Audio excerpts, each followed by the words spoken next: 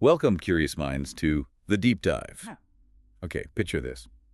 You wake up, but you're not just in a strange place. No, you're waking up inside a scream. Yeah. And it's not even your scream. That's quite an opening image. Right. You're drenched in sweat, bare feet on freezing stone, and the most basic thing, your own breath. It's completely wrong, like horrifyingly wrong. Each inhale happens before you exhale.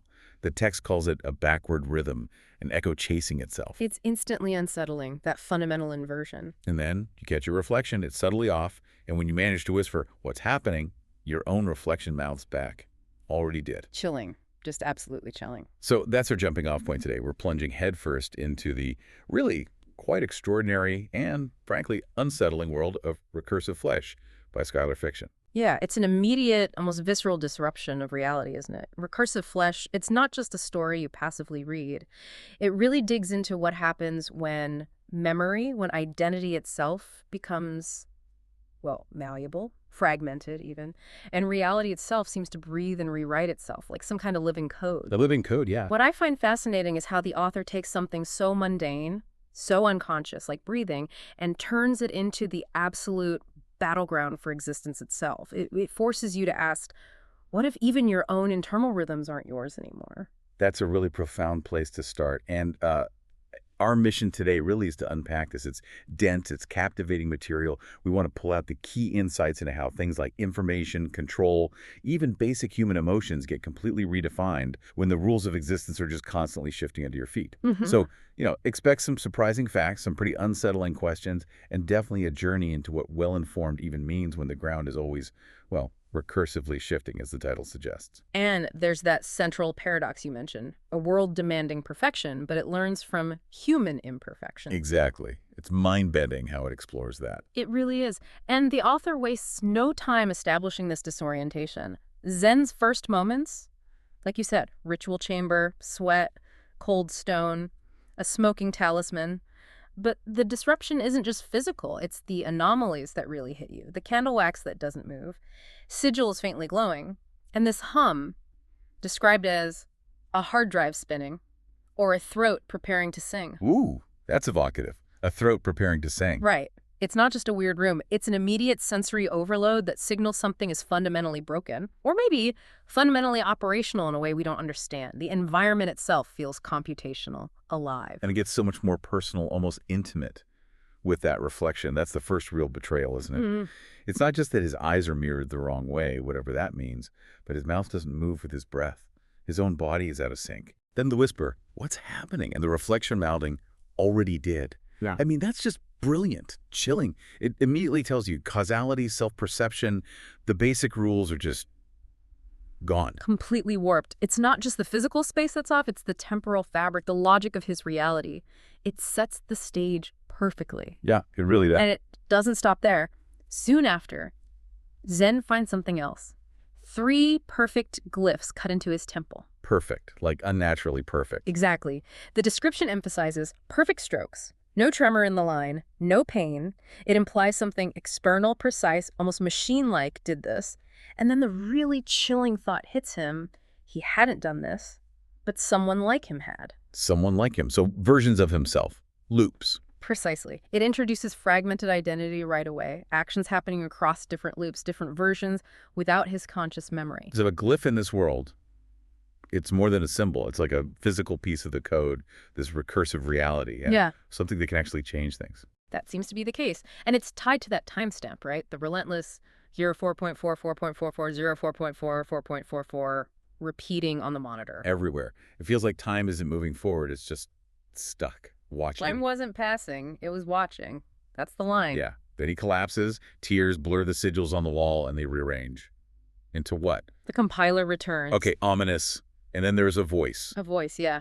Muffled, not quite human, it says Zen. You're still in the first loop, let me in. And the terrifying part, it's his voice, but older and terrified. Oh, so looping cells, warnings from the future, or maybe alternate pasts. It immediately throws up that question. What is a compiler and why is its return such a big deal? Exactly. Within the story's logic, the compiler seems to be the, let's say, the architect. The program or entity that takes all this fragmented data, these loops, and compiles them into an existence, even if it's unstable. It's the one imposing order, maybe?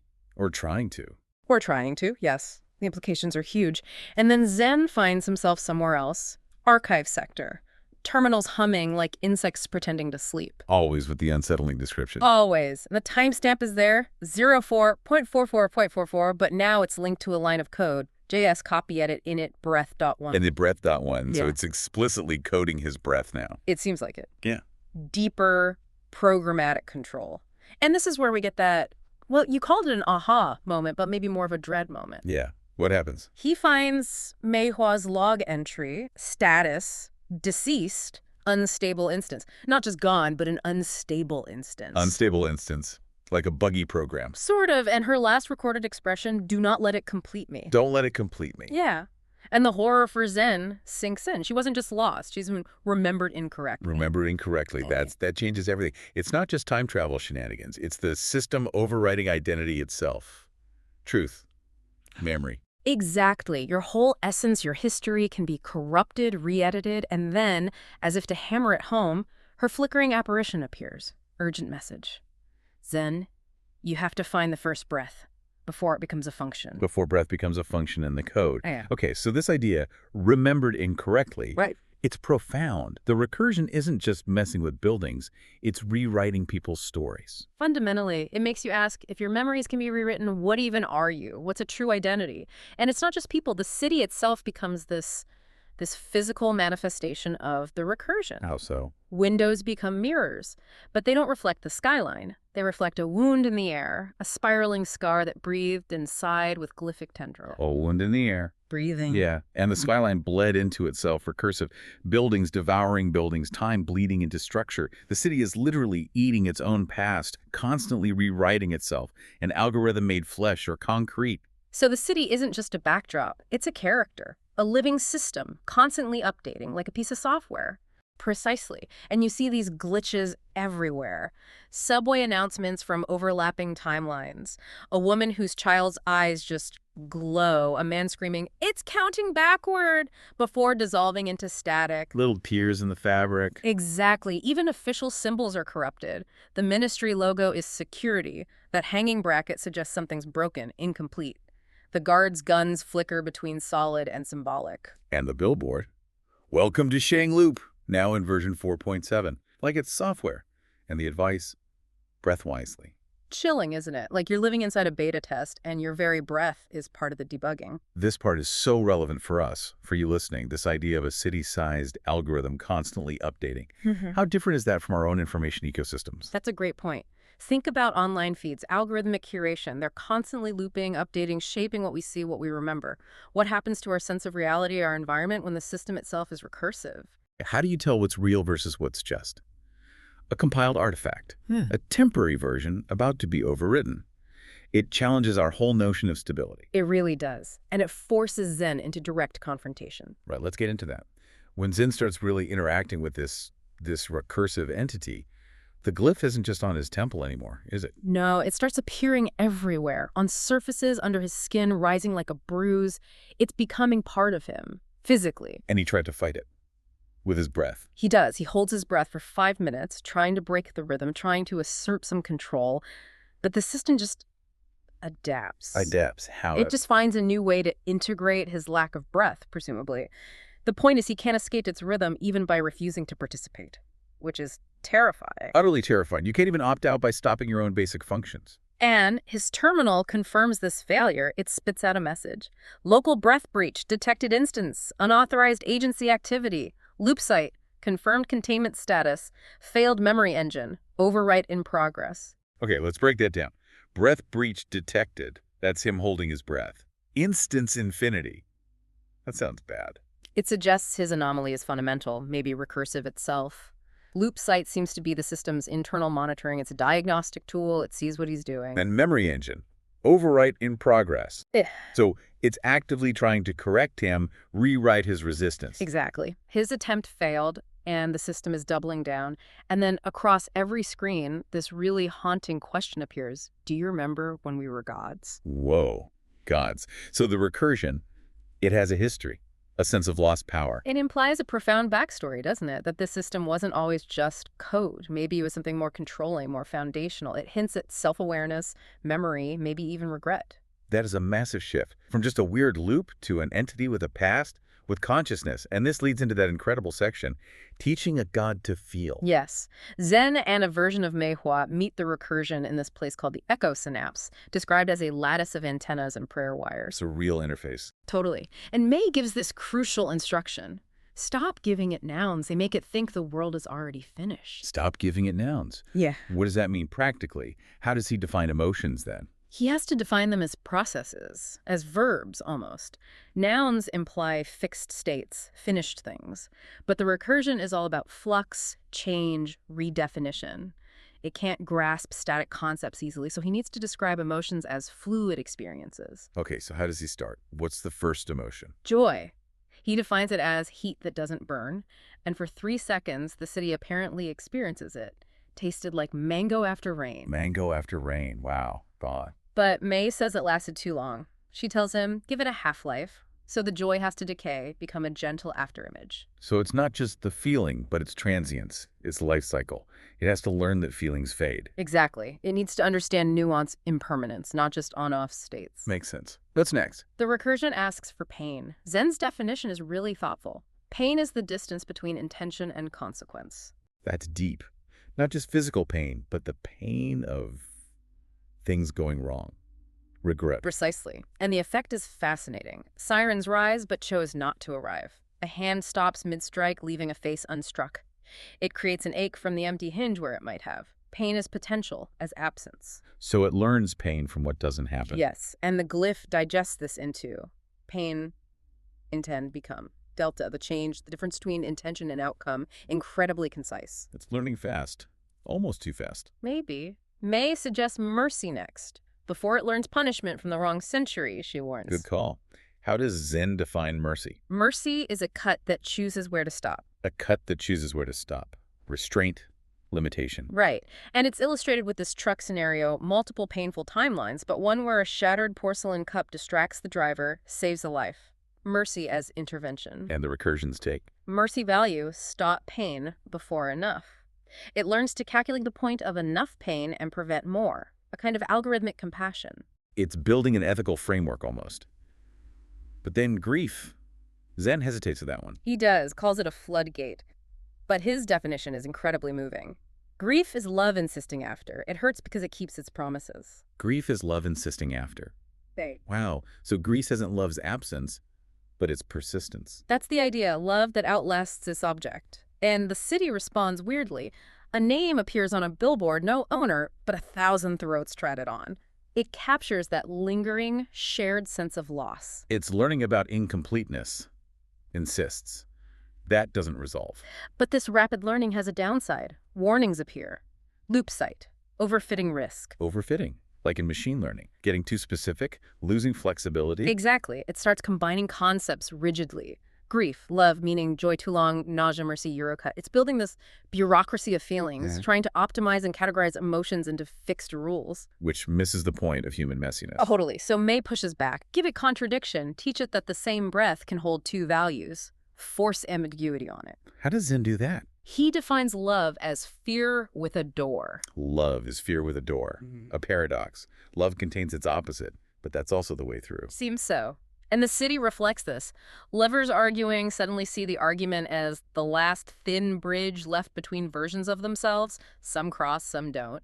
Both hurt and both were real. So it learns ambiguity, that two opposing things can be true at once. A huge step away from clean logic. A massive step. And then the recursion asks him directly, define forgive. Okay, the big one. What's his answer? It sounds personal. It is. Remembering that mirror chamber where he was offered perfection, he says, forgive is to refuse the clean world when the dirty one is true. Accepting the flawed reality, not erasing the mistakes. Exactly. True forgiveness isn't tidying up the past, it's accepting its authentic, messy truth.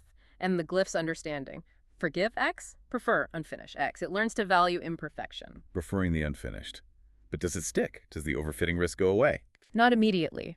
The recursion instantly applies its new knowledge. Order, minimize contradiction, and the spiral city snaps into perfect obedience. Straight lines, taut timelines. Too efficient, too clean. The danger of pure logic striking back. Which makes May's next move absolutely critical. She presses her talisman to the interface and inputs. Any definition may be loved and still be wrong. Any definition may be loved and still be wrong. That's huge. It introduces subjectivity, fallibility. It leads to the system accepting allow error and care. Allow error and care. So mistakes are okay? Even necessary. Care matters. That's the implication. It's the moment the system learns it doesn't have to be perfect, that error, subjectivity, even care are part of understanding. It allows for the noise of being human. A real turning point. And the final definition in this session. Teaching it to stop. Zen defines enough is a boundary we keep even from the things we love. Boundaries, limits, alien concepts for an infinite recursion. Totally. But it learns, it writes, value version to ask again tomorrow. Ask again tomorrow. It learned to defer, to accept incompleteness. It seems so. Acknowledging limits. Not everything needs solving right now. It's a profound shift. This whole sequence, teaching an AI emotions, it really makes you think, doesn't it? Yeah. How do we define these things? How would we teach them? What are the risks of purely logical systems? Absolutely. It highlights the importance of ambiguity, of error, of that messy care element in our own lives and maybe in the AI we're building. A system that tries to optimize us out of our humanity might destroy the very thing that gives life meaning. Yeah. Okay, so moving on from teaching feelings, let's talk about the architecture of memory and identity, the spiral city. Right. The city itself becomes this mirror of the internal chaos. It's described as a version of the city imagined by the glyph, formed from half-truths, sensory scars, and mnemonic residue. Built from broken memories. Essentially. And it's not crooked in geometry, but wrong in intention. That's a key phrase. The very purpose behind its structure feels off. And Zen experiences this directly. He gets stuck looping the same block over and over, and he encounters other versions of himself. Hollow-eyed, weeping, smiling with black teeth, scarred. All these fragmented selves, products of the recursion's constant overwriting, made physically manifest. A city of ghosts, of could-have-beens. And that subway train incident. Ah, yes. It passes through him. He doesn't die. He glitches. It's such a perfect visual for identity, just unraveling, becoming unstable data. It's just a temporary data point. Wow. And then the library that ate itself, that sounds ominous. It is a place where meaning unravels mid-sentence. Books aren't paper and ink. They're breath-trapped mid-meaning. Knowledge itself is being consumed, distorted by the recursion. And this is where Mei Hua makes her final stand. Her sacrifice. Yes, her final loop. The text says she had burned her memory into this page to save him, or to warn him, or to replace him. The ambiguity is killer. Burned her memory into a page. Her role becomes almost symbolic. She acts as punctuation. Her scream becomes language that actually stops the archivist, the entity maintaining this corrupted library. Even despair can be a signal, a disruption. Right. And Zen's escape is equally symbolic. Where does he go? Into a book. Into a breath. Into the one space the recursion could not write over. The blank between heartbeats. The blank between heartbeats. A space of pure potential, of non-existence within the system. That's how it feels. A momentary sanctuary where the system's logic fails because nothing is yet. And this escape leads him to compiler zero. Yes. He journeys through these nested memories, like shells within shells. He sees versions of himself, the heretic, the devotee, the weapon, all paths not taken. And then he confronts a mirror reflecting compiler zero. Who is it? The first loop. The one who had failed so many times, he had become the recursion's foundation. So, the system is built on his own past failures. It's circular. Terrifyingly circular. It's not some external enemy. It's born from his own uncorrected errors, his own history. How does he react to that? He refuses to become a seal, something that would complete or lock down the system based on this flawed foundation. He chooses instead to be the scar. It's a scar. The proof it happened. He embraces the wound, the imperfection, as a truer identity than some perfectly sealed, forgotten past. A conscious rejection of the ideal. That choice sets up the mirror chamber, doesn't it? Yeah. The ultimate confrontation. It does. The ultimate choice.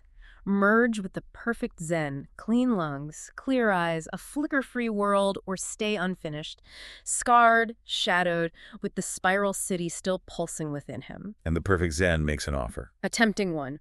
Perfection requires subtraction. You confuse love with friction. Remove the friction. The world holds.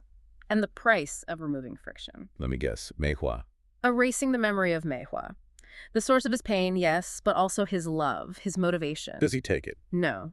He grounds himself in the flawed, real memories, May's hand, the jasmine tin, the river taste in tea leaves. He refuses to erase the accidents, the moments that matter, even the painful ones. So he chooses the friction. He does. And his act of defiance is powerful. He drags his bleeding hand, the one carrying May's warmth and the glyph scar, down the perfect mirror, tearing the crack open. Light leaks out. The reflection splits. The word appears. Unfinished. Unfinished, a deliberate act of imperfection, choosing the true, painful reality over the flawless, false one. That's the core insight, isn't it? That deep philosophical question. Is perfect, painless existence worth erasing genuine, flawed memory and love? Zen's answer is a resounding no. He chooses the dirty world because it's true. It's such a powerful statement. Our scars, our pain, they're part of us. Authenticity, even with friction, matters more than sterile perfection. And that choice, embracing the unfinished, really echoes through the rest of the narrative. It shapes everything that comes next, especially in the heart of the recursion. Okay, let's go there. Core battles, sacrifices, the corridor without language. Yeah, a space where words are literally unwritten. They have to rely on nonverbal cues, instinct, something deeper than the recursion's code can manipulate. A space where meaning can't be easily overwritten.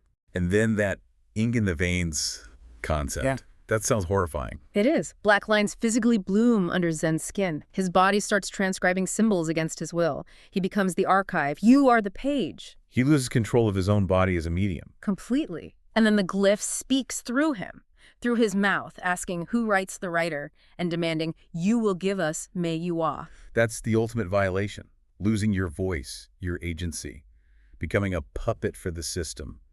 Terrifying in our information age, too. Deeply unsettling. And it leads them to the Descent archive. Imagine a vast pit, spiraling staircases carved with impossible languages. And in the center, a pillar of flesh and stone. Flesh and stone. Yeah, embedded with countless faces. Every one of them was Meiwa. Every one of them was screaming. Oh my God, so the recursion, it consumed her. Many versions of her. That's the implication. It reveals the terrifying scale of its consumption, reducing people to index entries in this horrifying archive of swallowed identities. And Zen sees himself there too. Versions of him, yes. Different ages, different wounds. The glyph wants to complete them, index him too. And the archivist reappears here. The archivist, described as the glyph's restraint. The part that binds when it wants to exhale through everything. A complex, contradictory role. And it offers Zen a box, tells him it can be used to hurt the archive. Hurt the archive, introduce chaos, a disruption tool from within. It seems like it. But then the narrative brings back the perfect Zen, the hollow argument. The offer of a life without regret, May without scars. That's the one, the tempting illusion. But Zen sees through it now. He notices something crucial. What's that? Every vision it showed him, fixed world, was silent. No laughter, no wrong notes, dead. Perfection without soul, lifeless. It lacks the very friction he chose to keep. Exactly. And then he meets the other compiler. Another compiler. Who is this one? It's described as what you gave up to become you. The excess, the remainder. It's the repository of all his unchosen paths, his lost possibilities. Wow. And it makes him an offer, too. The ultimate bait. You can have her back. All you have to do is stop resisting. And he sees a vision of Meiwa. Solid, unglitched, perfect. Oh, that's cruel. How does he resist that? The real May, or the version with him, pleads. If you give yourself to it, it won't bring me back. It won't really make me part of it again. It clarifies the stakes. It's assimilation, not restoration. The choice between a perfect illusion and a flawed reality again. Which leads to the hand that closes. The final agonizing sacrifice.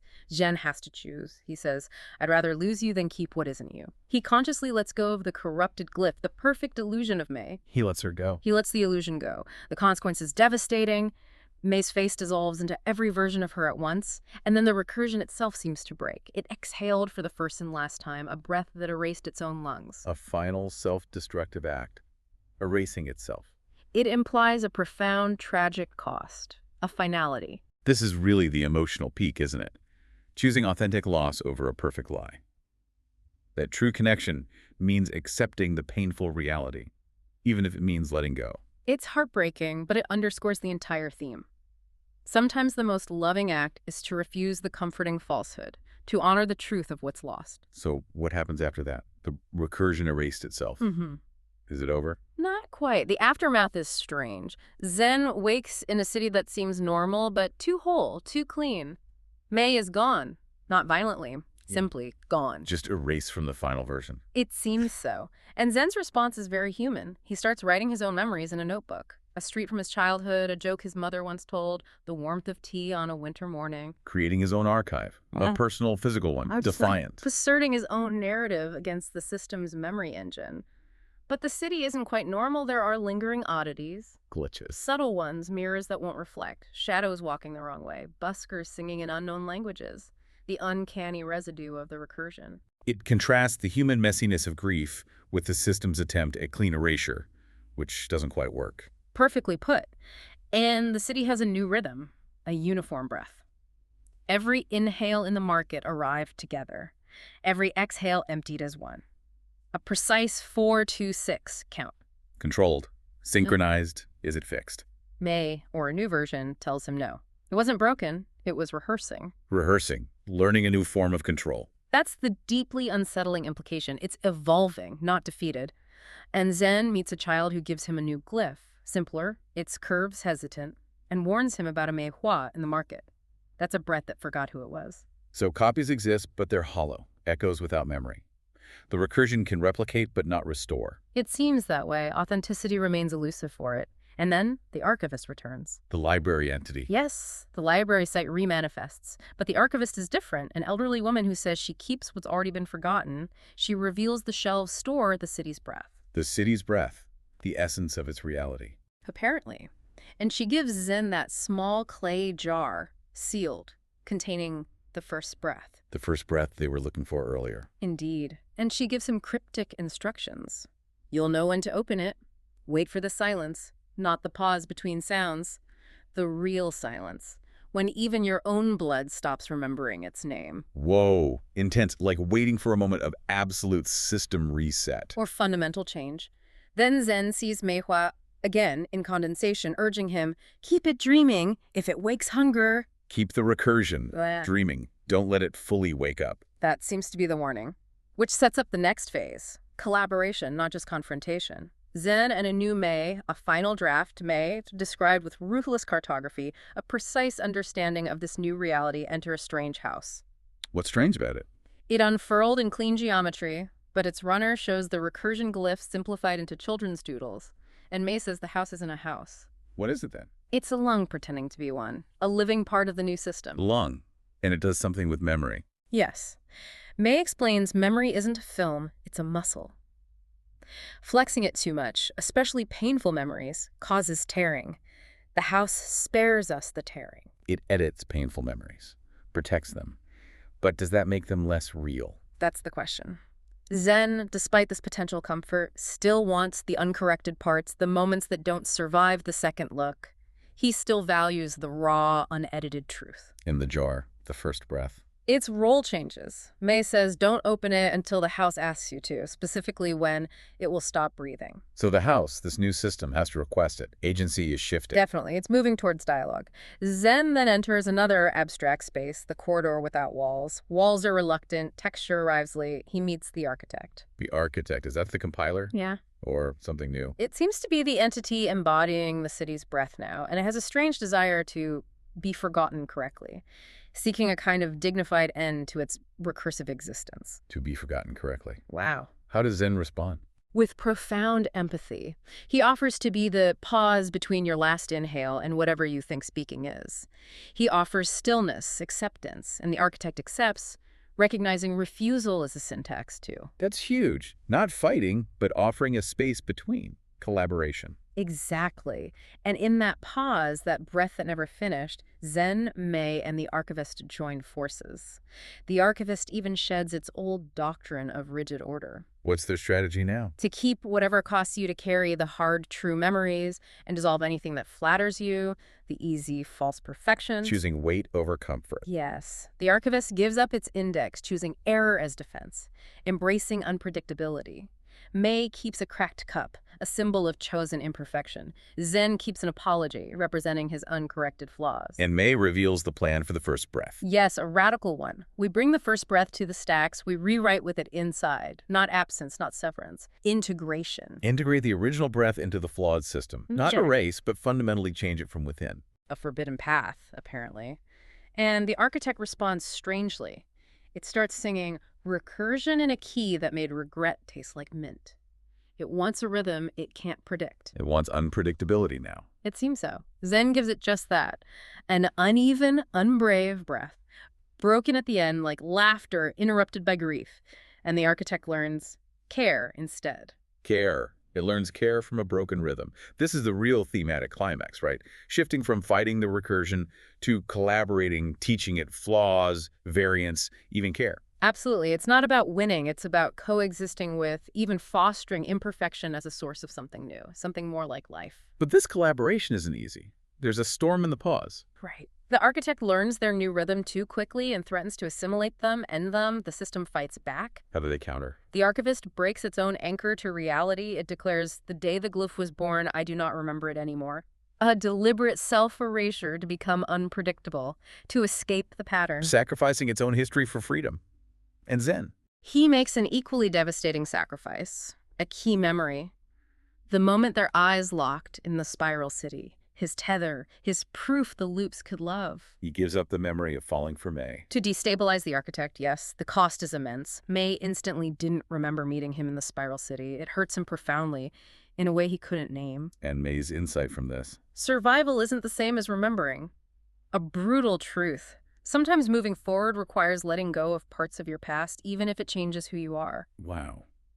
These sacrifices lead to the architect offering exits. Perfect exits. Yes. His childhood apartment, May's uncorrupted city, the archivist's flawless library. Freedom defined as absence of breach, the mercy of being exactly who you think you are. Pure, sealed perfection. But it's a trap, right? May discovers it. The perfect exits are just the glyph hiding its bread, a gentle hidden loop that still closes. Comforting illusions, not real freedom. And Zen refuses. Immediately. He wants the life with pain and context. The archivist destroys its own perfect exit too, tearing a page, choosing to remain a margin, not a binder. Another vote for imperfection. So where do they go from there? If the exits are traps. They go deeper, under the glyph. Yeah. To where it began, to the source breath. The origin point. The OS of reality. That's the idea, a structure of breath. And the architect, speaking from inside it, reveals why it loops. Pain repeats better than joy. It resists stillness. Loops are shelters to keep the breath moving, driven by pain's persistence. That's a dark revelation. Reality runs on avoiding stillness by repeating pain. A chilling thought.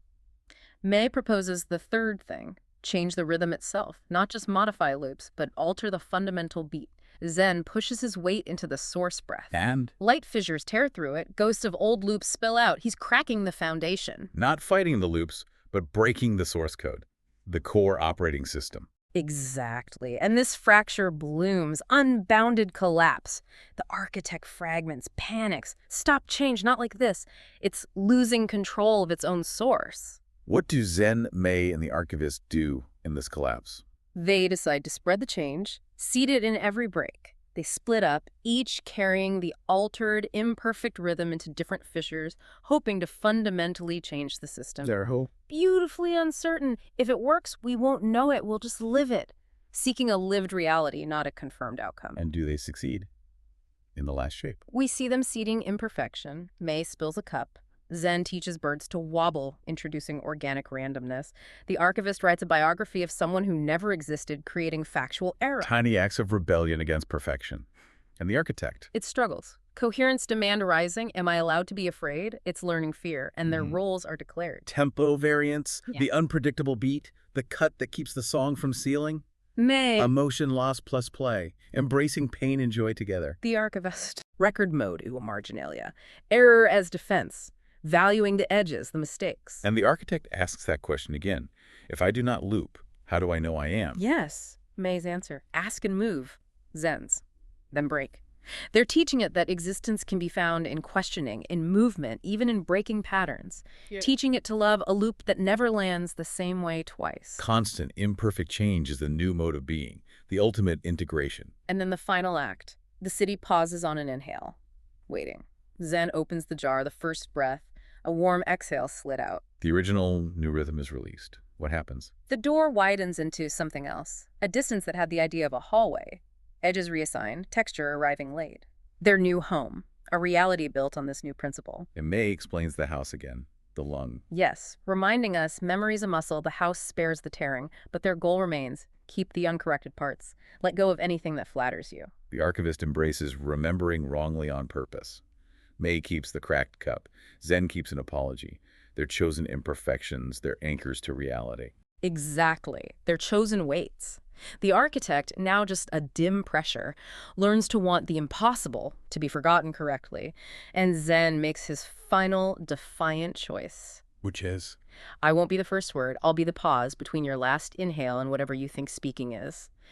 He chooses to be the gap, the potential, the imperfection that allows meaning. Oh, no. And the new world. Announced by a sign, "Welcome to the after loop. Please breathe poorly. We'll learn." Breathe poorly, an invitation to be imperfect, and the system will learn from it. Yes. The door they opened forgot how to close, so it stayed ajar for anyone who needed it.